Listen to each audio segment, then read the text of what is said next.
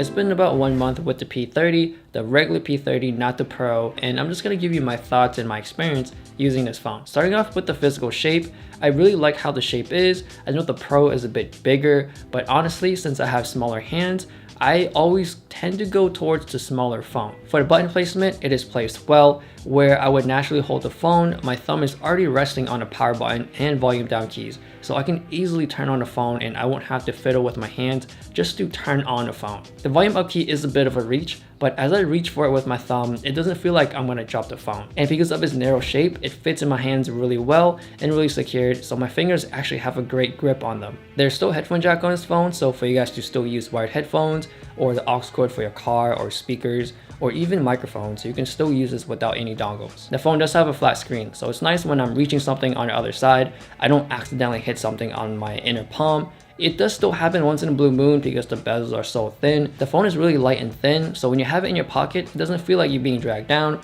or you won't really feel it in your pocket at all. The phone does come with the free case, and with my expectations, I don't think it's gonna last very long, or it won't look as good in the next 2 or 3 months or so, because if you guys seen with my Mate 20 video, I've showed how ugly that free case will look like. So I would expect the same quality with the Mate 20 case as is with the P30 case. In terms of the performance for the case, it's nice and thin and it's protective. I have dropped it a couple times and it still protected the phone. It's still good a case that will last you a couple months, so it's a good amount of time until you would get a new case that is even better than the free one, or it will look better. Now, going over my concerns, the first thing I want to talk about is the in-screen fingerprint sensor. It works well, but it doesn't work as fast or as accurate as the older ones or the physical ones that we are all used to. I feel like I have to push down really hard or leave it there for a good second. Even though it's not a second, it feels forever. To be honest, I use the fingerprint sensor the least on this phone. My preferred way is the face detection.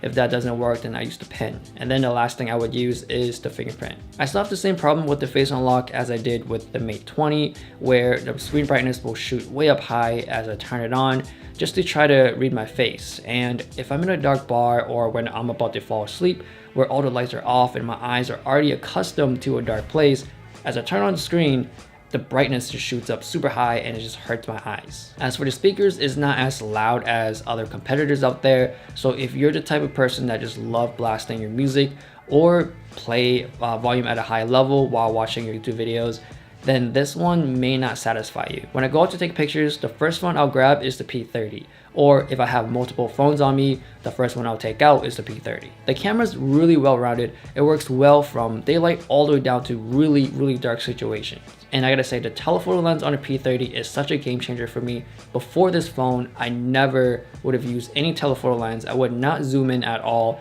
because automatically I know that the quality is gonna degrade. With the P30, that changed my mind, and ever since then, I do start using telephoto lenses on other phones, and then I just realized it's not going to be as clear or as sharp as the P30. The telephoto options on the P30 is just right. It's 3x and 5x. It's just good enough for people who are just walking around the city and want to take a couple of zoomed in snapshots. When I had the Pro back then, the 5x and 10x was way too much, and I always find myself zooming out a little bit more just to get to 3x because that's how much I wanted to zoom in. And if you want to see more about the P30 cameras, I have plenty of those on my channel. Next up is battery life. The battery management on this phone is really good, and it will notify you when anything intensive is running in the background, so you can actually turn it off. Sometimes it could be annoying when it tells you that Instagram is running in the background and you already know this and you don't even care or don't want to hear it. You can just swipe it away or turn it off because the battery management is already so good on this, you won't really need to worry about it. The battery can compete with the Mate 20. I wouldn't say it will last longer than the Mate 20, but it does get pretty close. I would say it's a good 5 to 10% difference. It really depends on how much you use your phone. So that's pretty surprising because the battery on the P30 is smaller than the one on the Mate 20. Huawei gestures are by far my favorite gestures on any Android phones. It just feels the most natural, and I can just go back anywhere on any side of the phone, whether it's on the left side, right side, top left, top right, bottom, it doesn't matter. I can just easily go back to my previous page naturally without needing to struggle to reach anywhere just to go back. For everyday use, this is a great phone. I would say the biggest obstacle is the UI. It does take some time to learn, and every year it is getting more simple and better, so that is the plus for them. Then again, when you're used to something or when you take time to learn it, you can use this every day like nothing. Honestly, the UI isn't my favorite, but the gestures by far is the game changer and what makes me want to stick with the Huawei. The only thing I wish it had was wireless charging, but that's more of a personal need. Overall, I would recommend this phone to anybody, even though the P on the P30 stands for photographer, or the phone is aimed towards photography.